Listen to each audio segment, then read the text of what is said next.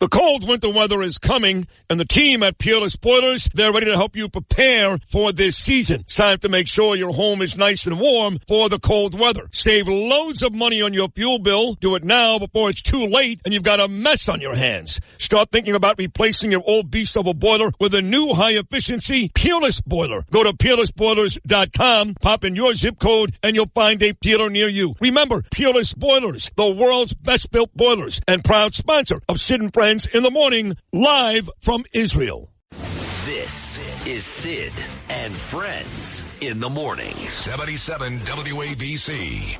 Illegals, they get whatever they want, don't they? 5-star hotels, cash, get Yankee Dodger tickets tomorrow night. Great floods of tears for a few 100,000 job-taking so-called poor Jews who incidentally in general have more of this world's goods than you or I will ever possess.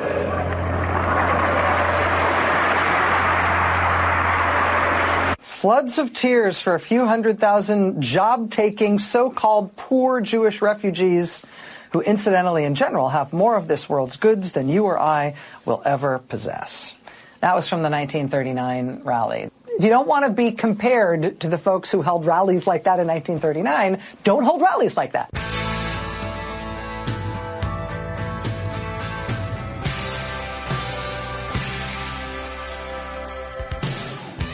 Still the most shocking for me. I mean, I've been getting killed here for 2 days. Killed. You name it, they've killed me. The New York Times more than once. Daily Mail. You know, the UK, they're killing me. Teen Vogue killed me this morning. I mean, I think there's about 120 different publications. But that one right there, Rachel Maddow last night, actually attaching what I said at the rally. She attached the actual video from the 1939 Nazi rally to my little piece at Madison Square Garden and made the argument, hey, you don't want to be called a Nazi rally, don't do it. Rachel Maddow attaching the Nazi rally to a kid, mind you, again, who just got back from his second visit to Israel, who's widely recognized, including by Bibi Netanyahu, as one of the most ardent and biggest supporters of the Jewish people. And yet Rachel Maddow takes my audio and juxtaposes it with a Nazi rally. Nobody better than Jeanine Pirro, 5 o'clock, every weekday afternoon. Fox, of course, you know the show, The Five, and an amazing radio show here, 11 a.m. every Sunday morning. I went nuts. Hyperbole, some of it, sure, about all the Democrats. I called Hillary Clinton a sick son of a bitch. I'm not taking that back. She is a sick son of a bitch, calling us Nazis. But what they've done the last couple of days, it wouldn't have mattered what we said. They were going to do that anyway. Is that not right, Jeanine? Oh, well, of course. We were deplorables years ago. And even Joe Biden says we're, the MAGA extremists are fascists. So, I mean, come on.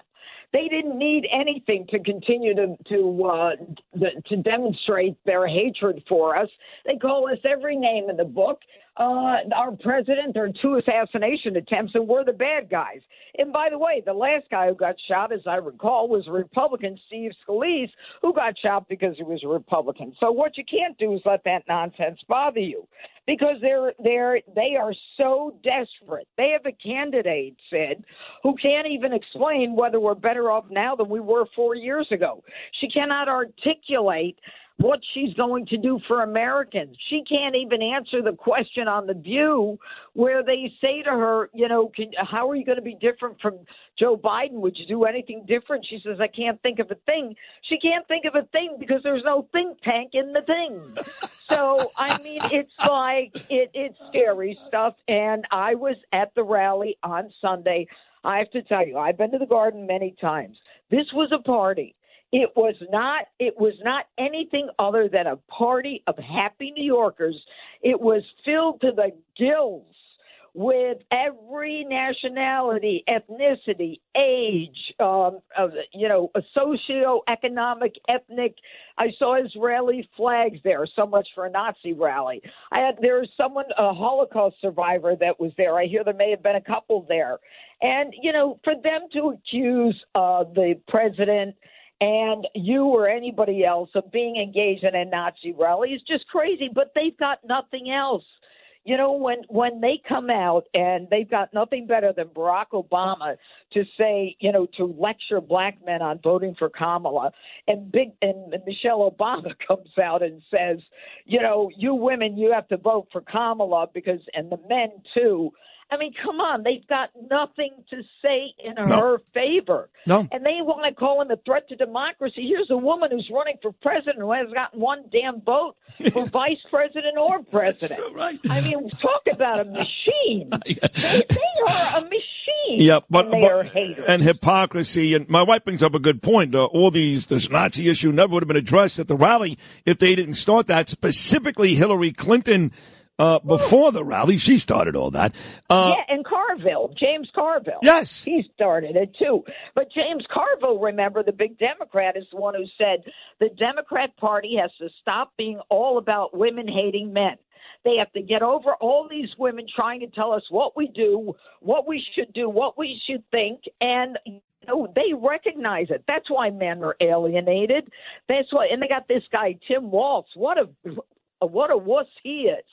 You know, this guy he's a disaster. He's a walking disaster. He even plays fake football and is 0-0. I know. And then one of my favorite moments at the rally was J.D. Vance actually was saying, listen, I feel bad for Waltz. And he meant it. And the crowd started chanting Tampon Tim. And Vance goes, Tampon Tim.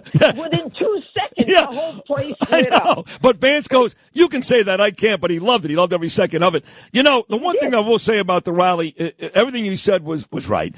And they've taken me to task. They've taken Tucker Carlson to task. They've taken a bunch of us to task. The one thing I will say, that comedian who I never heard of before Sunday, I've never heard of him, never met him.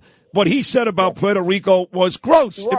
It was gross. And none of us in that arena, from me to you to Donald Trump, agree with that guy. So for me, it's a shame that I am and others are being lumped in with him when the truth is, it was bad. The Trump campaign immediately distanced itself.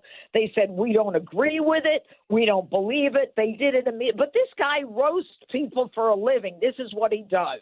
He's a podcaster. He's got all these platforms. And, he was wrong. What he said was absolutely wrong. But they're going to latch onto that. I was there for 6 hours, okay? I never thought I'd last that long. I had so much fun watching New Yorkers. And I came outside, and there were loads of police. I mean, it was New York City at its best, Sid. And you know what? Someone had to say what you said, okay? Someone had to give them the facts. Someone had to let them know about the city, and you let the left say whatever they want. They've been talking about me for years. I mean, I started running for office in 1990, and I've got the scars to prove it. But in the end, you've got to be true to yourself and what you believe. And those people in that garden on Sunday, they've all paid the price for being a Trump supporter. Every one of them, afraid to wear a hat, afraid to say they're voting for Trump. They get it, and yet they're there in the garden trying to make it clear to the rest of America, we don't give a damn about you and your that we're Nazis or we're deplorables or we're deploying the God and guns. That's right. Hey, I like God and I like my gun.